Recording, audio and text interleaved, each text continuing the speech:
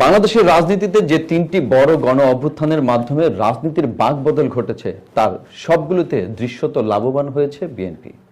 এই তিনটি ঘটনা ঘটেছে 1975 সাল, 1990 সাল এবং 2024 সালে। এইসব গণ অভ্যুত্থানের একটির মাধ্যমে জিয়াউর রহমান ক্ষমতায় এসে বিএনপি প্রতিষ্ঠা করেছেন, আরেকটি গণ অভ্যুত্থানের পরে নির্বাচনের মাধ্যমে ক্ষমতায় এসেছেন এবং আরেকটি মাধ্যমে ক্ষমতায় আসার সম্ভাবনা তৈরি হয়েছে, যেটা 2024 সালে ঘটেছে। বিএনপি কেন এবং কিভাবে এসব গণ অভ্যুত্থানের মাধ্যমে রাজনৈতিকভাবে লাভবান হয়েছে বিস্তারিত জানতে ভিডিওটি সম্পূর্ণ দেখুন। রাষ্ট্রবিজ্ঞানী সাইদ ইফতেখার আহমেদ বলেছেন, দুটো গণ অভ্যুত্থানের পরে রাজনৈতিক শূন্যতার সুবিধাটা পেয়েছে বিএনপি। প্রতিটি ক্ষেত্রে রাজনৈতিক শক্তি হিসাবে আওয়ামী লীগ অত্যন্ত নেতিবাচক হিসেবে জনগণের কাছে পরিচিত হয়ে উঠেছিল, আর সেই সুযোগ বিএনপি কাজে লাগিয়েছে। 1975 সালের সিপাহী জনতার গণ অভ্যুত্থান ইতিহাস পর্যালোচনা করলে দেখা যায় 1975 সালে শেখ মুজিবুর রহমানের হত্যার আগে দেশের রাজনৈতিক পরিস্থিতি নিয়ে অনেকের মনে মারাত্মক অসন্তোষ ছিল।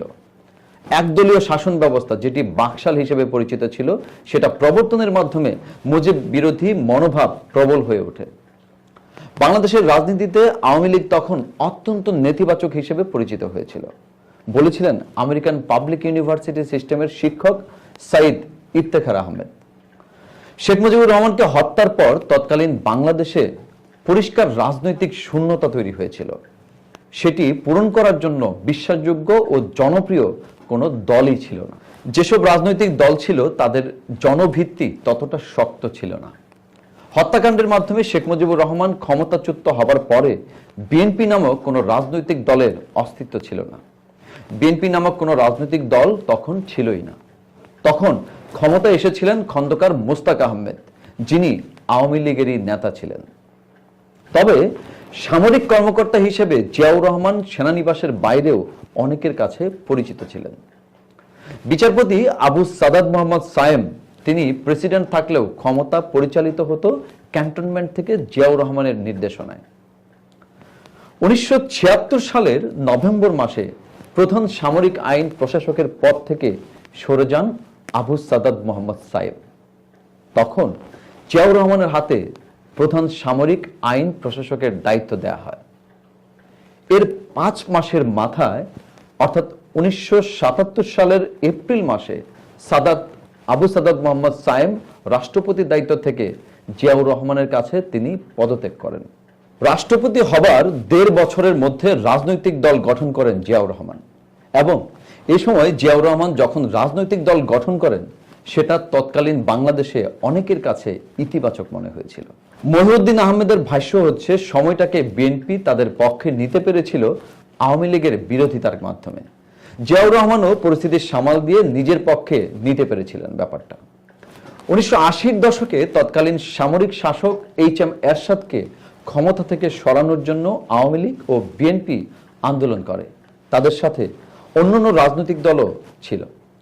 কিন্তু দেখা গেল এরশাদের পতনের পর 1991 সালে বাংলাদেশের যখন প্রথম গণতান্ত্রিক নির্বাচন অনুষ্ঠিত হয়, তখন ক্ষমতায় আসে খালেদা জিয়ার নেতৃত্বে বিএনপি। রাজনৈতিক বিশ্লেষকরা মনে করেন, এরশাদের শাসনামলে 1986 সালে অনুষ্ঠিত নির্বাচনে আওয়ামী লীগ অংশ নেবার কারণে জনগণের মধ্যে তাদের নিয়ে একটি নেতিবাচক ধারণা তৈরি হয়। তখন এরশাদ বিরোধী বড় রাজনৈতিক দলগুলো একমত হয়েছিল যে স্বৈরাচারের সরকারের আমলে কোনো নির্বাচনে তারা অংশ নেবে না। কিন্তু সবাইকে হতবাক করে দিয়ে আওয়ামী লীগ 1986 সালের নির্বাচনে অংশ নিয়েছিল। নির্বাচনে অংশ নেবার ব্যাপারে এইচ.এম. এরশাদ সরকারের সাথে তাদের একটি সমঝোতা হয়েছিল বলে জানা যায়। তখন এরশাদ সরকারের প্রভাবশালী মন্ত্রী ছিলেন মওদুদ আহমদ, যিনি পরবর্তীতে বিএনপিতে যোগ দিয়েছিলেন। মিস্টার মওদুদ আহমদ 2021 সালে মারা যান।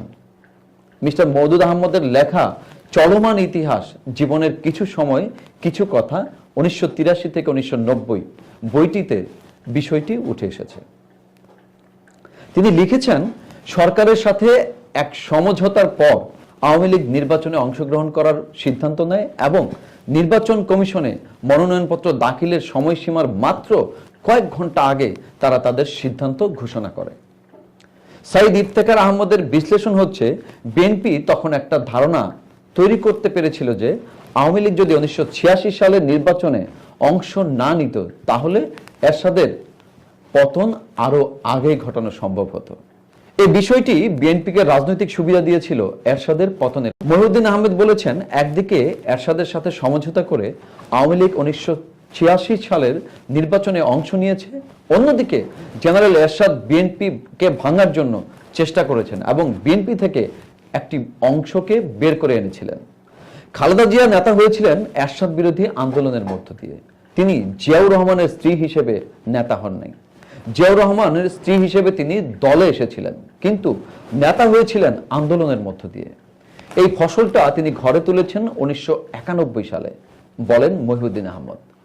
2024 সালের 5ই আগস্ট ছাত্র জনতার গণ অভ্যুত্থানের মুখে ক্ষমতা ছেড়ে শেখ হাসিনা পালিয়ে যাবার পরে যে দুটো রাজনৈতিক দল এখন পর্যন্ত সবচেয়ে লাভবান হয়েছে তারা হচ্ছে বিএনপি এবং জামায়াতে ইসলামী। শেখ হাসিনা পালিয়ে যাবার পর বাংলাদেশের রাজনীতির মাঠ স্বয়ংক্রিয়ভাবে আওয়ামী লীগ বিরোধীদের দখলে চলে গেছে। শেখ হাসিনার শাসনামলে পালিয়ে বেড়ানো কিংবা মামলা জর্জরিত থাকা বিএনপি নেতারা এখন আওয়ামী লীগের নেতাদের নিয়ন্ত্রণে থাকা অনেক কিছুই নিয়ন্ত্রণ করছেন বলে গণমাধ্যমে জানা গেছে। লন্ডনে অবস্থানরত বিএনপি নেতা তারেক রহমানের বক্তব্য, বিবৃতি শেখ হাসিনার শাসনামলে বাংলাদেশের গণমাধ্যমে প্রচার করা নিষিদ্ধ ছিল, কিন্তু আওয়ামী লীগ সরকারের পতনের পর সংবাদপত্র এবং টেলিভিশনে তারেক রহমানের বক্তব্য প্রচারিত হচ্ছে। মাঠ পর্যায়ে বিএনপি নেতা কর্মীদের এখন আর পালিয়ে বেড়াতে হচ্ছে না। এসব কিছু বিএনপিকে তাৎক্ষণিকভাবে রাজনৈতিক সুবিধা দিয়েছে। গত 15.5 বছর ধরে আওয়ামী লীগের শাসনামলে ফ্যাসিবাদের তুলনা করেছে বিএনপি।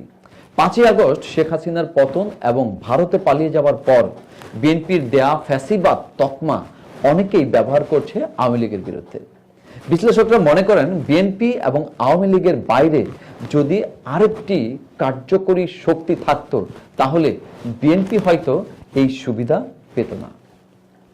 বিএনপির রাজনৈতিক দল হিসেবে আওয়ামী লীগের সাথে কোনো ফারাক নেই, তাদের মধ্যে অমিল আছে, আবার অনেক মিলও আছে, বলেছিলেন মহিউদ্দিন আহমেদ। তবে বিএনপিকে চ্যালেঞ্জ করার মতো নতুন কোনো শক্তি আবির্ভাব হলে পরিস্থিতি কোন দিকে যাবে সেটি এখনো বলা মুশকিল। বিস্তারিত আরো জানতে চোখ রাখুন